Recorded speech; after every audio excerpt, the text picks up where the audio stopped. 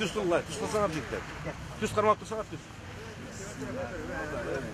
Gelin sonra kazanırız. Dostum olarak he. Acayip yaşasın.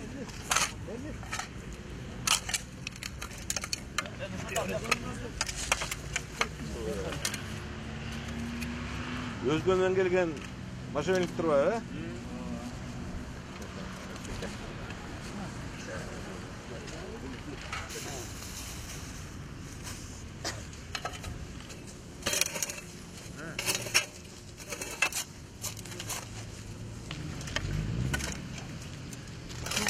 Arça var, kançacı o. Mal lazım bu dedi. Bu göz Amerika'dan geldi. Bu bayakta burada mayda. O yaş. Janağı. Yaşlı болып қалды. Çanlar çıkıdı. Avrora'da көп болса, мен істегенде. Avrora'da sonra кетіп барып болдым. Başkanım yaşlı болып қалды. Келер гана саңдашау.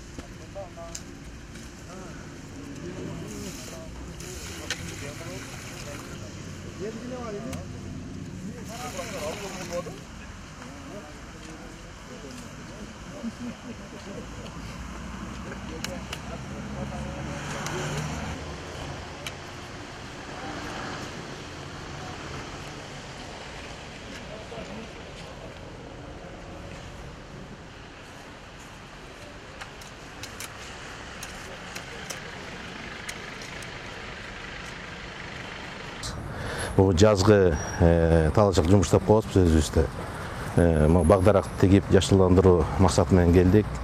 Қырғызстан бойынша бүгін ар бир область борборлорунда бир парк тегүүгө көмөк көрсөтүп атабыз. Токой чарба агенттиги. Өзүңөр көрүп атасыңар, улуу инсан Искак Разаковдун паркына бүгүн мына губернатор менен чогуу бак тегүү салтанатында болуп атабыз. Бу жерге бүгүнкү күнү өтө мындай баалуу арча деген бак тегилип атат. Мында жакшы да улуу болот. Мен ойлойм, парк ушу дайыма гүлдөп, элдин эс алуу жайына айланыш керек. Анан бул биринчи ирет. Бу жерде абанын таза болушуна да чоң көмөк көрсөтөт да. 1200 гектар жерге тигелде пландаштырып атабыз. Бар токой чарбаларын. Андан тышкары райондун борборлорунда, областтык борборлордо парк тигүү боюнча да чоң максат койгонбуз. Ушуну ишке ашырабыз. Ал баран жашыл долбоор деп коебуз. Жашыл долбоор. Ал жанагы көчкү боло турган жерлер, кыянага турган жерлерге да тигүү максатыбыз бар. Ал 108 гектар тигилет быйыл. Столовый ашкана бардыгы.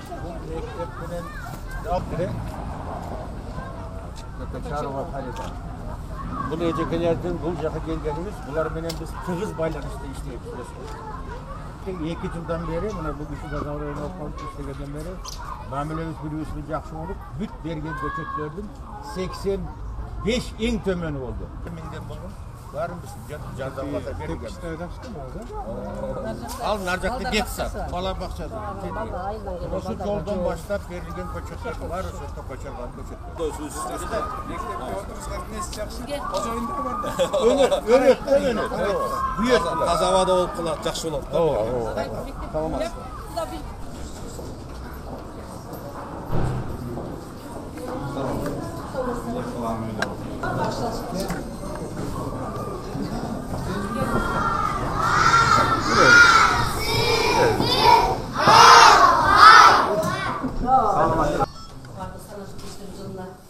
Orus meselesi kırıldı. Kırmızı oruslar var.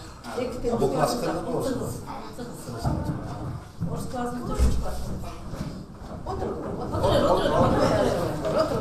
Kança tamam bilip kaldınlar?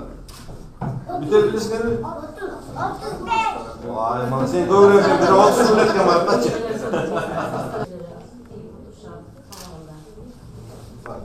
Suyuş gerek kız mamleket. Anca rahatlısın suyuş gerek. He?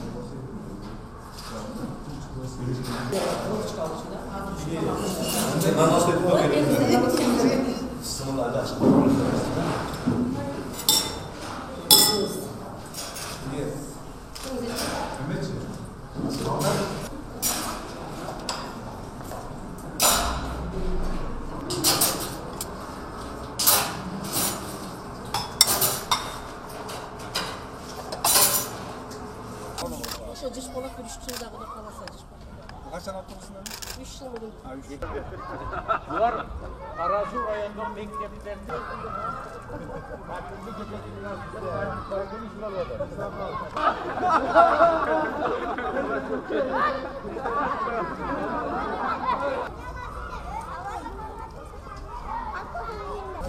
Burası da Oğuz Bulut'tan Panar Şahı. Ya kol menet gelen Kırgız Bulut'tan. Yürekler benim al. Kana yürekler. Gelin. Bismillah. Bismillah. Nasıl? Allah. Keset gelelim.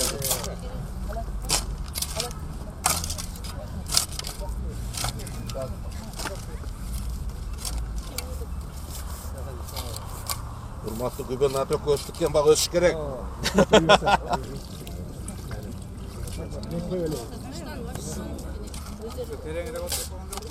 Yok, yok normal. Getirdik.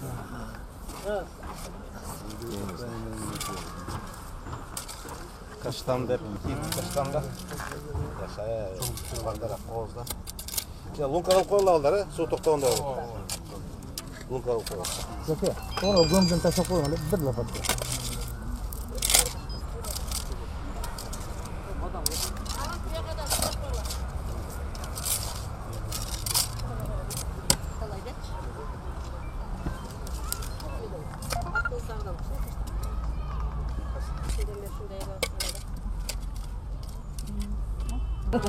Karakoluna onu kalıştı bu.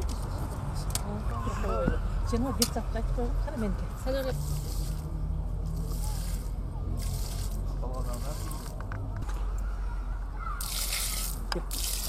Güzel takpa.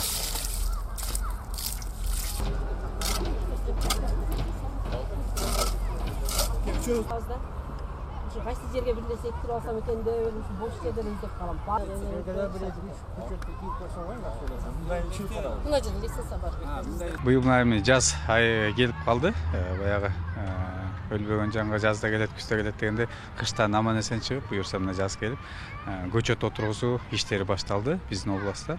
Өкмөттүн атайын токтому чыккан 3 айлык тазалоо иштери боюнча, ишембиликтерди өткөрүү боюнча, жашылдандыруу боюнча биз дагы өзүбүздүн буйрукту чыгарганбыз. Ал боюнча азыр райондор, айыл өкмөттөр, деги эле мекеме ишканын баардыгы даярданып атабыз. Анан күн жылып калганына байланыштуу бүгүн ушул айлана чөйрөнү коргоо агенттигинин сунушу менен, инициативасы менен биз дагы ушул мектепке, азыр Ош шаарында паркта, азыр бала бакчага барып ушу символический ушу көчөттөрдү отургузуп берели деп атабыз. Быйылкы жылды баягы Исхак Разаковдун 100 жылдыгына арналып атайын паркка барып, 110 жылдыгына арналып паркка барып отургуздук ал жерге. Азыр мектепке келип отургузуп атабыз. Эми жалпысынан алсак быйыл былтыркы жылдан кем эмес көчөттөр отургузулат. Эмне үчүн дегенде бизде билесиздер, кооптуу жерлерибиз бар. Ал жерлерге дагы атайын эл аралык уюмдардын программалары бар, проекттери бар. Алар МЧСтин линиясы менен проекттер бар. Аларды да отургузабыз. Анан ишембиликтерди өткөрөбүз. Айрыкча Өзгөн районунда былтыр иштер жакшы болгон. Быйыл дагы ал токтобойт. Жеке инициатива көтөргөн жарандарыбыз да бар. Анан айлана чөйрөнү коргоо агенттиги менен биргеликте ушул иштерди уланта беребиз. Азыр эле сунуштар айтылып атат, ушу Өзгөндөн чыгып Жалал Абадка кетип аткан жолду дагы эки жагына ушу бак дарактарды отургузсак деп. Анан муну дагы биз архитектура жана курулуш агенттиги менен биргеликте алып барабыз. Мун үчүн дегенде баягы бактар кийин чоңоюп өсүп кеткенде ошо жолго бир таасирин тийгизбесин, көлөкө болбосун, баягы кыш мезгилине таяк болбосун деп кээ бир жерде бактарды кайра алып атпайбыз. Ошондуктан баардыгын кандай десем проектиге ылайык жасаганга мен дагы сунуштарды берип атам. Ошол проекти менен жасап, анткени отургузуп алып, гүлдөтүп, өстүрүп алып бир 10-20 жылдан кийин кайра аны кыйып отурбай, ошо түбөлүктүү болсун деген оюбуз бар. Анан эми ар бир кыргызстандыктарды, жарандарыбызды, анын ичинде Ош областынын тургундарын чакырып кетем. Ар бирөөбүз бирден отургузсак эле Ош областында 1 миллиондон ашык көчөт отургузуп болот экенбиз да. Ар бир жаран бирден дарак деп инициатива кылалы. Бирок эми аракет кылабыз, анча болбосо дагы миңдеген, 10 миңдеген дарактар отургузулат, бактар отургузулат. Быйыл айлана чөйрөнү, айылдарыбызды, шаарларыбызды көрктөндүрүү иштери жакшы багытта, жакшы инициатива менен алып барабыз ишти. Эми жалпы аянтын азыр тактап атабыз. Анткени кээ бир жерде аянт деп айтыш оор болуп калат. Жолдун жээгине тиккендимде узун эле кетет. Анан аянт деп айтпай эле түп менен айтсак, мисалы 30 миң тегилди же болбосо 100 миң тегилди деп дарактардын санын 1-2 ай чыдасак май айына чейин отургузбабыз. Эми баардыгы эле отургузуп башташат. Буга чейин деле иштер болуп келген ал боюнча. Бирок биз азыр мына айлана чөйрө агенттигинин сунушун айтып атам. Токой Чарбанын ошол Өзгөндө Өзгөн шаарынан чыгып Жалал Абадка өзү кеткен жолду бир жакшы көрктөндүрөлү деген сунуш айтылып атат. Мен колдоп атам аны. Бирок башка райондордо да болот. Мындай бактарга отургузуу бардык райондордо иш жүрөт.